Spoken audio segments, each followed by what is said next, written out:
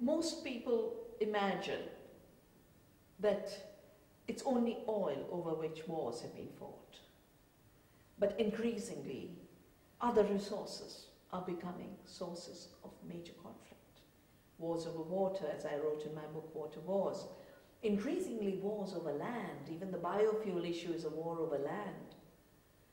In India, I work with movements of peasants defending their land, and I can count on my fingers. As I talk now, about 50 peasants and tribals have been shot dead in land wars. Why are these land and water wars getting so intense? The first is related to the fact that non-sustainable systems have used water and land non-sustainably. Now, if you use land in non-sustainably, you desertify it, you throw it away, you need another piece of land. If you take a river, keep killing it, you need another river. The problem is land cannot be created. New rivers cannot be created. These are givens from nature. And as economists know, land is inelastic. Water is renewable. We should never run out of water, as long as we live within the supply of the water. But if everyone is mining water in the Po River Basin, if everyone is mining groundwater in the Punjab for green revolution crops that require 10 times more water than good farming should, you will run out of water. If you use rivers as dumping yard for poisons from factories, you will have dead rivers. So we have created systems that have created scarcity. But there is the most significant system for scarcity creation is commodification and speculation. The minute something is a commodity, its value is in its trading. The value is in its betting. The value is in speculation over its prices. The reason food prices have increased in the last year is totally related to food speculation. Food is now a commodity being betted on in futures markets. Water becomes scarce when it's made into a commodity. Water is constantly available as long as it's treated as commons. But the minute it's a commodity, it runs out. And land too starts running out as it's turned into a commodity for land speculators.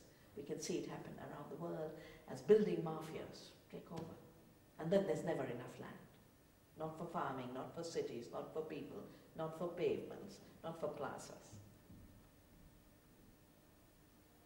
The role of women in agriculture, it's still the same of the past? It is changed? Yeah.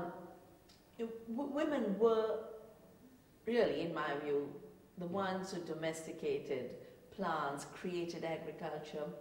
And as long as women were controlling agriculture, agriculture produced real food. Agriculture was based on knowledge. A women-centered agriculture never created scarcity.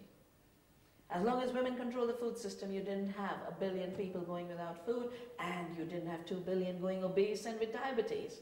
This is the magic of patriarchy having taken over the food system. Earlier, patriarchy left food to women. Modern patriarchy wants to control food. Capitalist patriarchy of corporations organized on a global scale.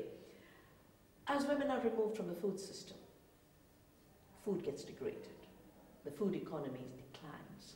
Food nourishment declines. And even though we've been through a period where women have been pushed out of agriculture, women's knowledge has been removed from agriculture, we can only have a secure food future if women come back into agriculture. Now, you can't generate that overnight. You have to have older women who still know how to make that wonderful pasta or know how to make that excellent pickle in India to be able to transmit that knowledge to the next generation. And for doing that in India, I have created, as part of Navdanya and the Beach Vidyapeeth, a Grandmothers University, where we bring in grandmothers to teach the future generations.